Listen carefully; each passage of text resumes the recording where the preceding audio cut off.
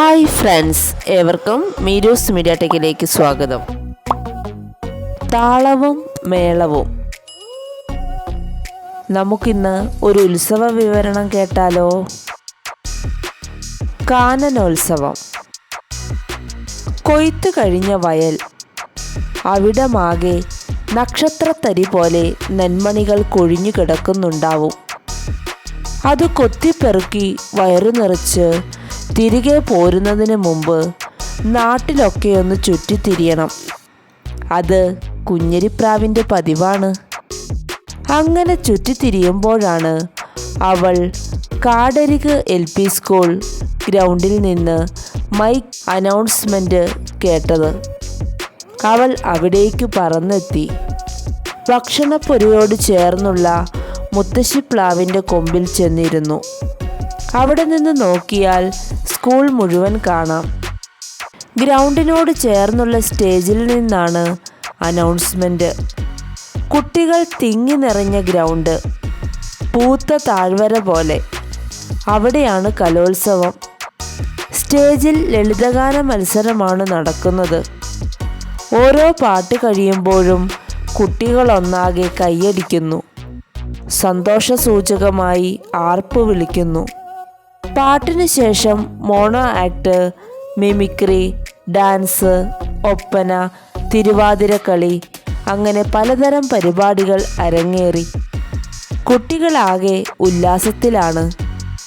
കുഞ്ഞരിപ്രാവ് ആ പരിപാടികളെല്ലാം കണ്ടു രസിച്ചു. കാട്ടിൽ തിരിച്ചെത്തിയപ്പോഴേക്കും സായാഹ്ന സഭയുടെ സമയമായിരുന്നു. കാട്ടുചോലയുടെ വക്കത്തുള്ള വിശാലമായ കറുകപ്പുൽ മൈതാനത്തിലാണ് സകല കാട്ടുജീവികളും പങ്കെടുക്കുന്ന സഭ ചേരുക. കാട്ടുരാജാവായ സൂചിക്കൊമ്പൻ്റെ കൽപ്പനയനുസരിച്ച് സകലരും കൃത്യസമയത്തെത്തും.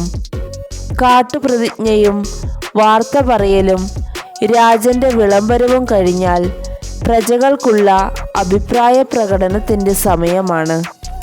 അപ്പോൾ കുഞ്ഞരിപ്രാവ് പതിയെ പറഞ്ഞു, നമ്മുടെ കാട്ടിലും കലോത്സവം നടത്തണം മഹാരാജൻ. അതൊക്കെ വേണോ കുഞ്ഞിപ്പെണ്ണേ? രാജാവ് നെറ്റി ചുളിച്ചു.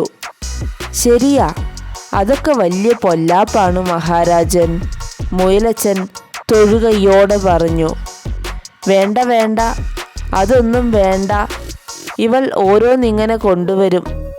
മനുഷ്യരുടെ ഓരോരോ കോമാളിത്തരങ്ങൾ, കരടിക്കുട്ടൻ തറപ്പിച്ചു പറഞ്ഞു. Silence silence. അല്ല കുഞ്ഞരിപ്രാവേ, എന്താണ് ഈ കലോത്സവം? നീയൊന്ന് പറ, മഹാരാജാവ് കൽപ്പിച്ചു. താൻ കണ്ട കലോത്സവത്തെപ്പറ്റി കുഞ്ഞരിപ്രാവ് വിശദമായി പറഞ്ഞു. നമ്മുടെ കാട്ടിലെല്ലാവരും കലാവാസനയുള്ളവരാണ്. അവരെല്ലാം ചേർന്നുള്ള കലോത്സവം വേണം രാജൻ, മന്ത്രി മൈലമ്മ വ്യക്തമാക്കി. പ്രജകളുടെ ഒത്തൊരുമയ്ക്കും സന്തോഷത്തിനും അത്തരം പരിപാടികൾ നല്ലതാണ്. കുയിലമ്മ മന്ത്രിയെ പിന്താങ്ങി. കാട്ടുകായികോത്സവം പോലെ ഇതും നമുക്ക് നടത്താവുന്നതാണ്, സുന്ദരിക്കാക്ക പറഞ്ഞു. കലാമേളയിൽ എന്തെല്ലാം ഇനങ്ങൾ വേണം? കുഞ്ഞിക്കുറുക്കൻ തിരക്കുകൂട്ടി. പാട്ട്, നൃത്തം, കൂവൽ, കുറുകൽ, ഓരിയിടൽ, ഫാഷൻ ഷോ, ഡിസ്കോ, മിമിക്രി, നിർദ്ദേശങ്ങളുടെ നീണ്ട നിര തന്നെയുണ്ടായി. എന്നാണ് കാനനോത്സവം നടത്തേണ്ടത്? രാജാവും ഉത്സാഹത്തിലായി. എന്തിനാ വൈകിക്കുന്നത് മഹാരാജൻ? വരുന്ന സംഗീത ദിനത്തിലാവട്ടെ, കരുത്തൻ പരുന്ത് നിർദ്ദേശിച്ചു. കുഞ്ഞിക്കുരുവി കലാമേളയുടെ അധ്യക്ഷത വഹിക്കും. ചിന്നക്കുയിൽ കൺവീനറും മന്ത്രി മൈലമ്മ ചുമതലകൾ പ്രഖ്യാപിച്ചു. ആർക്കും മത്സരിക്കാം, പ്രായപരിധിയില്ല. പങ്കെടുക്കുന്നവർ നാളത്തെ സായാഹ്ന സഭയിൽ പേര് തരണം. കുഞ്ഞിക്കുരുവി ഗൗരവത്തിൽ പറഞ്ഞു. എന്ന് പറഞ്ഞതുപോലെ കാനനോത്സവ ദിനമായി. കാടിൻ്റെ നാനാഭാഗത്തു നിന്നും കാട്ടുജീവികൾ ഓടിക്കൂടി. കറുകപ്പുൽ മൈതാനം കാണികളെ കൊണ്ട് നിറഞ്ഞു. സ്റ്റേജിൽ ആദ്യം നടക്കുന്ന ഫാഷൻ ഷോയ്ക്ക് പുള്ളിപ്പുലി പേര് വിളിക്കാൻ തുടങ്ങി.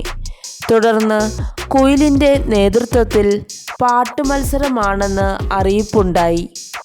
നൃത്യങ്ങളിൽ പങ്കെടുക്കുന്നവർ കരുത്തൻ പരുന്തിൻ്റെ അടുത്ത് ചെന്ന് ഉടനെ നറുക്കെടുക്കണമെന്ന് മൂന്നാമതും അനൗൺസ്മെന്റ് കേട്ടു.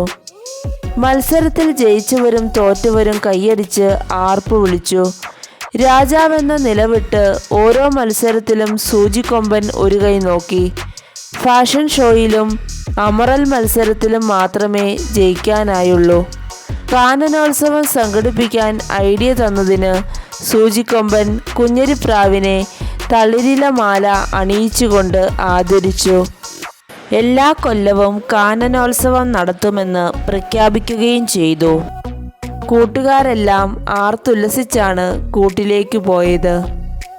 ഈ കാനനോത്സവ വിവരണം ഏവർക്കും ഉപകാരപ്രദമായി എന്ന് പ്രതീക്ഷിക്കുന്നു. നിങ്ങൾ ആദ്യമായിട്ടാണ് ഈ ചാനൽ കാണുന്നതെങ്കിൽ സബ്സ്ക്രൈബ് ചെയ്യുക. നിങ്ങൾക്ക് ഈ വീഡിയോ ഇഷ്ടമായെങ്കിൽ ലൈക്ക് ചെയ്യുക, ഷെയർ ചെയ്യുക. നിങ്ങളുടെ വിലയേറിയ അഭിപ്രായങ്ങൾ കമൻറ്റ് ബോക്സിൽ രേഖപ്പെടുത്തുക. ഇതുപോലെ അറിവുകൾ പകരുന്ന പുതുപുത്തൻ വീഡിയോകളുമായി നമ്മൾക്ക് വീണ്ടും കാണാം. വീഡിയോ ശ്രവിച്ച ഏവർക്കും നന്ദി.